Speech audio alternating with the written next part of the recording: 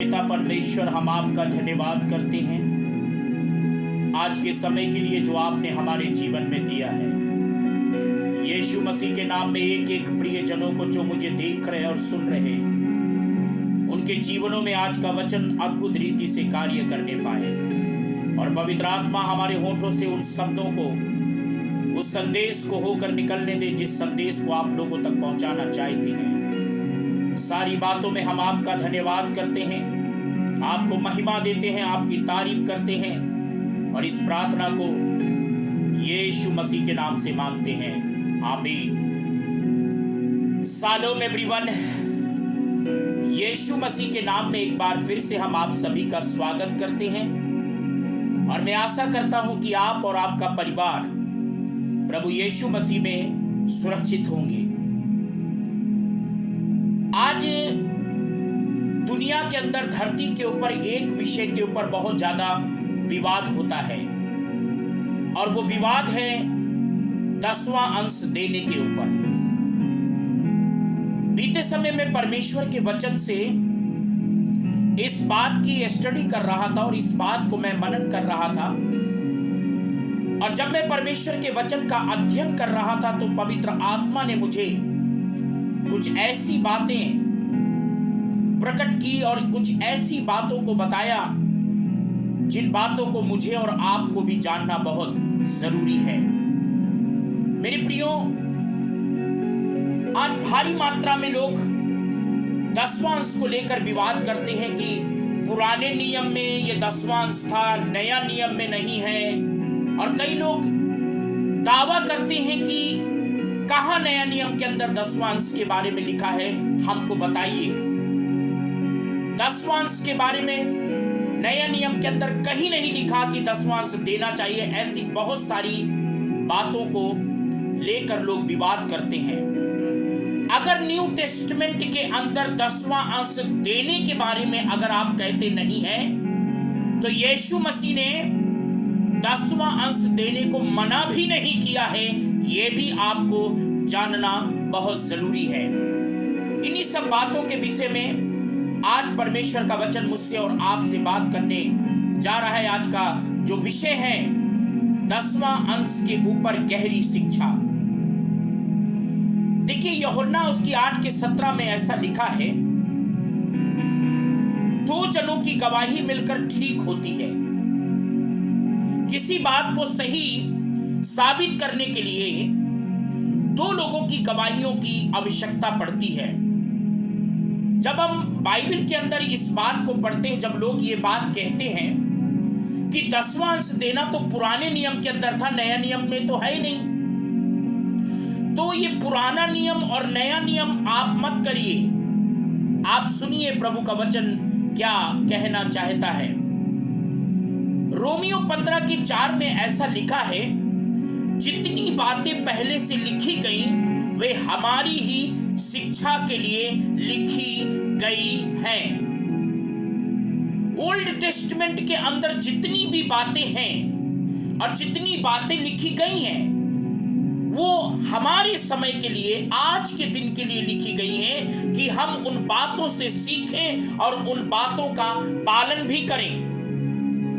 जब हम 1 कुरिन्थियों 10:11 में पढ़ते हैं, वहां लिखा है, वे हमारी चेतावनी के लिए जो जगत के अंतिम समय में रहते हैं लिखी गई हैं। अब आप बताइए, नया नियम पुराना नियम लेके बैठे हैं कि नहीं जी वो नया नियम में था, पुराने नियम में नहीं है। तो मैं आगे आ रहा हूं, ऐसी भेद की बातें, जिन बातों को पवित्र आत्मा ने मुझ पर प्रकट किया, उन बातों को आप भी जानिए। 2 तीमुथियुस 3:16 और 17 में लिखा है, हर एक पवित्र शास्त्र परमेश्वर की आत्मा के द्वारा रचा गया है। हर एक पवित्र शास्त्र, चाहे वो उत्पत्ति हो, निर्गमन हो, लय व्यवस्था हो, चाहे मत्ती हो, मरकुस हो, चाहे प्रकाशित वाक्य हो, उत्पत्ति से लेके प्रकाशित वाक्य तक पवित्र आत्मा की प्रेरणा से रचा गया है। आप पुराना नियम नया नियम का गाथा लेके मत गाइए। ये पुराना नियम नया नियम क्या होता है? ये पुराना नियम नया नियम तुम्हारी खोपड़ी में किसने डाल दी है? देखिए, ये बात अच्छी तरीके से आपको जानने की आवश्यकता है कि यीशु मसीह ने कहा, मैं व्यवस्था को पूरा करने के लिए आया हूं, और यीशु मसीह ने व्यवस्था को पूरा किया। और आपकी जानकारी के लिए मैं एक बात को बता दूं कि प्रभु यीशु मसीह ने 10वां अंश देने के लिए मना नहीं किया। जब हम मत्ती उसकी 23 अध्याय के 23 पद को पढ़ते हैं तो यीशु मसीह सदूकी और फरीसियों को फटकार लगाते हुए कहते हैं कि न्याय, दया और विश्वास के साथ साथ 10वां अंश भी देते रहो। जब सदूकी और फरीसी कहने लगे हम पुदीने का, सौंफ का, जीरे का 10वां अंश देते हैं, तो यीशु मसीह ने उनको डांटते हुए कहा, हे कपटी शास्त्री फरीसियों, तुम न्याय, दया और विश्वास के साथ साथ 10वां अंश भी दो, ये भी करो, वो भी करो। कहां यीशु मसीह ने मना किया है तो नया नियम के अंदर, और एक जगह नहीं। पहली तो यहां पर हो गया, लूका 11 के 42 में लिखा है, न्याय और परमेश्वर के साथ साथ 10वां अंश भी ना छोड़ो। न्याय करो और प्रेम करो, और उसके साथ साथ आप 10वां अंश भी देते रहो। अब का भला बताइए, कहां प्रभु यीशु मसीह ने मना किया है? एक दृष्टांत यीशु मसीह कह रहे थे, लिखा है लूका 18 के 12 में, यीशु ने 2 लोगों का दृष्टांत दिया। 2 लोगों के बारे में बताया कि 2 लोग मंदिर में प्रार्थना करने के लिए गए। एक कहने लगा मैं 10वां अंश देता हूं, उपवास करता हूं, ऐसा करता हूं, वैसा कर। यीशु मसीह खुद उसका दृष्टांत दे रहे हैं। अब ये तो रही 3 जगह पर बातें कि यीशु मसीह ने 10वां अंश का जिक्र न्यू टेस्टमेंट के अंदर किया है, और हम कहते हैं कि नहीं जी, वो तो पुराने नियम में 10वां अंश देने की बात थी। आप न्याय, दया और विश्वास और प्रेम के साथ साथ आप 10वां अंश भी दीजिए। कहां यीशु मसीह मना कर रहे हैं? ये तो तुम्हारी खोपड़ी काम नहीं करती है जो तुम नया नियम पुराना नियम का गाथा लेके बैठ जाते। अब देखिए, बाइबल के अंदर यीशु मसीह एक बात को कह रहे हैं कि न्याय, दया और विश्वास के साथ साथ 10वां अंश भी देते रहो। और आज भारी मात्रा में ना देना पड़े इसलिए लोग 10वां अंश की चोरी करते हैं। लेकिन मैं आपकी जानकारी के लिए बता दूं कि आप अपनी कमाई के 10वां अंश का चोरी मत करें। अपनी कमाई के 10वां अंश को प्रभु के काम के लिए देना चाहिए, ऐसा परमेश्वर का वचन हमें सिखाता है। और हम तो लेके बैठे हैं नया नियम पुराना नियम, नया नियम पुराना नियम, नया नियम पुराना नियम। अच्छा, आज कई लोग सिखाते भी हैं, सिखाने वाले जो अगुए हैं, शिक्षक हैं, पास्टर हैं, सिखाने वाले लोग भी हैं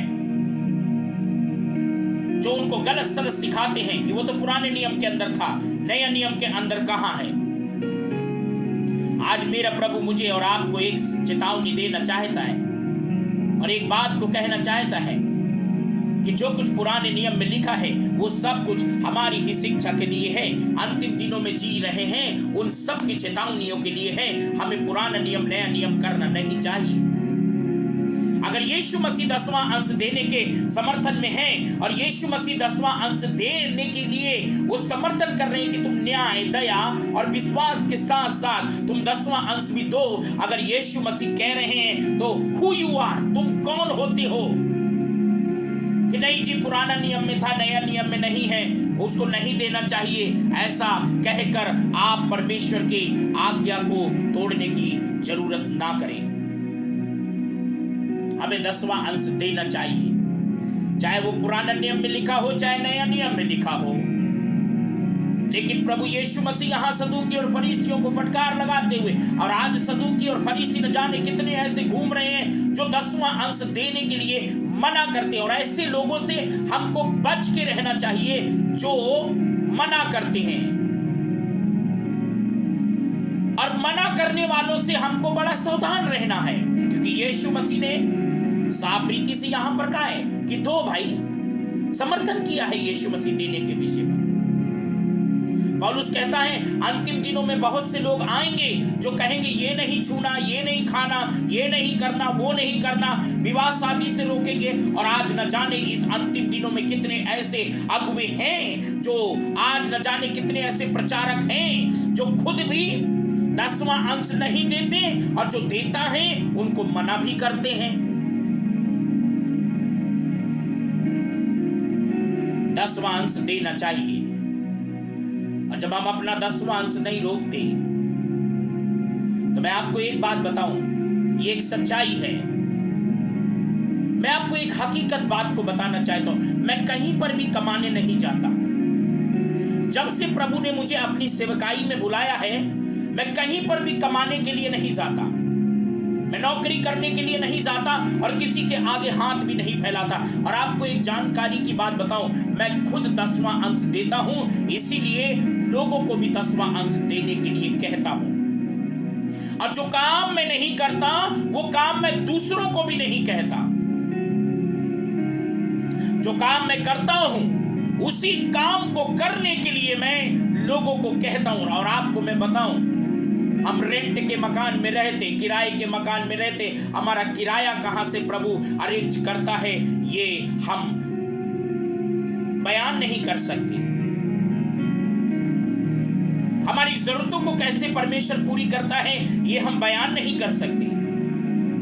हमारे घर के अंदर खाने पीने का राशन तक कहां से प्रभु लाता है इसके विषय में भी हम बयान नहीं कर सकते। और जबकि ना हमारे पास रहने के लिए खुद का मकान है, किराए के मकान में रहते हैं, और हमारे पास खुद का चर्च भी नहीं है।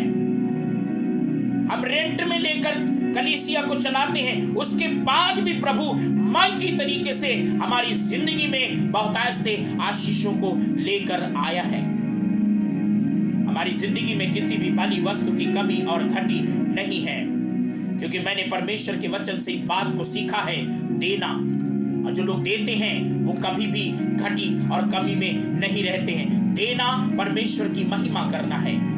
बाइबल में ऐसा लिखा है कि तुम दे देकर यहोवा की महिमा करो। जब हम देते हैं तो परमेश्वर की महिमा करते हैं। आपको मैं एक बात बताना चाहता हूं, स्वर्ग से आशीषें कब आपके ऊपर आएंगी? जब आप स्वर्ग राज्य में धन इकट्ठा करोगे। मत्ती उसकी 6 अध्याय 19 और 20 में लिखा है, अपने लिए पृथ्वी पर धन इकट्ठा ना करो, परंतु अपने लिए स्वर्ग में धन इकट्ठा करो। अब स्वर्ग में कैसे धन इकट्ठा किया जाए?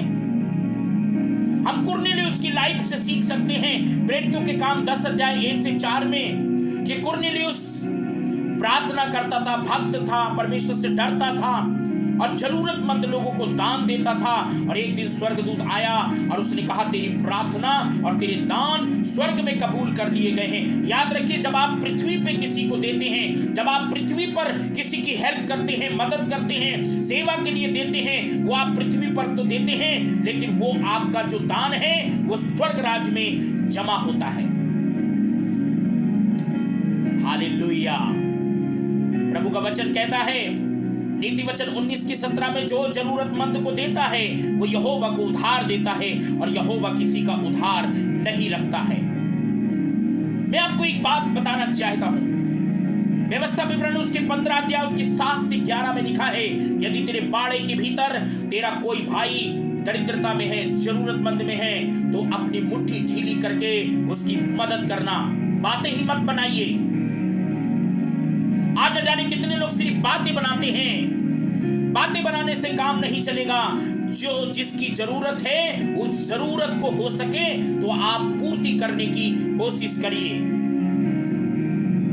बाइबल में पहला यूहन्ना 3 अध्याय उसकी 17 और 18 में लिखा है, हम सिर्फ बातों से ही प्रेम को जाहिर न करें। यदि संसार की संपत्ति हमारे पास है तो जरूरतमंद भाई को और जरूरतमंद बहन को और जरूरतमंद लोगों को देकर भी आप अपने प्रेम को प्रकट करें। अब बताइए, याकूब उसकी 2 अध्याय उसकी 14 से 17 पद में जब हम पढ़ते हैं, यदि कोई नंगा, उघाड़ा, भूखा, तकलीफ में तुम्हारे पास आए और जरूरत की वस्तु ना देकर आप उससे कहें, जा जा मैं तेरे लिए प्रार्थना करूंगा, परमेश्वर तेरी आवश्यकताओं को पूरी करेगा, लेकिन जो जरूरत की चीजें आप ना दें, तो क्या आपने भलाई का काम किया है? आज परमेश्वर मुझसे और आपसे कहना चाहता है, मुझसे और आपसे इस बात को कहता है हमें देना चाहिए। और मलाकी साफ रीति से कहता है सारी 10वां अंश मेरे भंडार में ले आओ कि मेरे भवन में भोजन वस्तु रहे। ऐसा करके मुझे परखो कि मैं आकाश के झरोखे खोलकर तुम्हारे ऊपर आशीष की अपरंपार वर्षा करता हूं। अरे जब तुमने स्वर्ग राज्य में जमा ही नहीं किया है तो तुम पाने की आशा कैसे कर सकते हो? आज परमेश्वर किसी से बात कर रहा है कि भेंट मनुष्य के लिए मार्ग खोल देगी। यदि आप चर्च की टेबल के लिए, चर्च की कुर्सी के लिए, चर्च के पुलपिट के लिए, चर्च में म्यूजिक सिस्टम के लिए, चर्च के मल्टी जो सोशल मीडिया का जो मीडिया का काम है उसके लिए यदि आप मदद करने के लिए खड़े होंगे, परमेश्वर आपके लिए बड़े रास्ते खोलने के लिए तैयार है। भेंट मनुष्य के लिए मार्ग खोल देती है और उसको बड़े लोगों तक पहुंचा देती है। मैं देख रहा हूं ये वचन किसी से बात कर रहा है और वचन को सुनते ही वो मुझे फोन करेगा। और फोन करने के लिए आप मुझे फोन करें 9026721100। आप मुझे फोन करें। और कोई सुन रहा है जिसकी लाइफ में आज का वचन काम करने जा रहा है, जिसके जीवन में परमेश्वर आज अद्भुत रीति से कार्य करने जा रहा है। बाइबल का परमेश्वर कहता है देकर मुझे परखो। देते नहीं हैं, बातें बनाते हैं, हमारे पास नहीं है, नहीं है, नहीं है। सारपत की विधवा ने कहा नहीं है, लेकिन बाद में कहती है घड़े में एक मुट्ठी आटा है, कुप्पी में थोड़ा सा तेल है। एलिया ने कहा होगा बस इतना इनफ है, ले आ मेरे लिए रोटी पकाकर और फिर मैं तुझे ब्लेस करता हूं। और देखना कि उस घड़े का ना आटा खत्म होगा ना कुप्पी का तेल घटेगा। आज देने के नाम से लोग इतना ज्यादा कंजूस हो जाते हैं, कठोर हो जाते हैं। लोगों के पास अच्छे अच्छे फोन है, हमारे पास नहीं है। लोगों के अच्छी अच्छी गाड़ियां हैं, लेकिन हमारे पास जो कुछ है हम उसी में परमेश्वर का धन्यवाद करते हैं। आपको मैं कहना चाहता हूं देना कभी भी बंद नहीं करना चाहिए। चाहे चर्च के काम के लिए, चाहे जरूरतमंद के लिए, चाहे गरीबों के लिए, चाहे अनाथ और विधवाओं के लिए, जिस किसी को भी देने का मौका मिले आप देते रहें, देते रहें, देते रहें, देते रहें। जिस दिन आप देना बंद करेंगे उसी दिन आपका सब कुछ स्टॉप हो जाएगा। मैं आपको एक उदाहरण बताता हूं। जब तक बच्चा दूध पीता है तब तक उसकी मां के थन से, आंचल से दूध निकलता रहता है, निकलता रहता है, निकलता रहता है। लेकिन जब बच्चा दूध पीना बंद कर देता है तो दूध भी रुक जाता है। आपको मैं एक बात कहना चाहता हूं, जब आप देते रहेंगे, देते रहेंगे, देते रहेंगे, परमेश्वर भी आपके लिए स्वर्गीय झरोखे खोलकर देता रहेगा, देता रहेगा, देता रहेगा। आप बंद करके देख लीजिए, जैसे ही आप बंद करेंगे परमेश्वर भी सारी चीजों को बंद कर देगा। आज परमेश्वर इस वचन के द्वारा आपकी आंखों को खोल दे। परमेश्वर अपने इस वचन के द्वारा आपके जीवन को छू लेने पाए। होली बाबा बाबा शाह रेखे टेरे मामा मामरो शांदाला बरंदा नागा बीरी बीरी अंते यीशु नाम।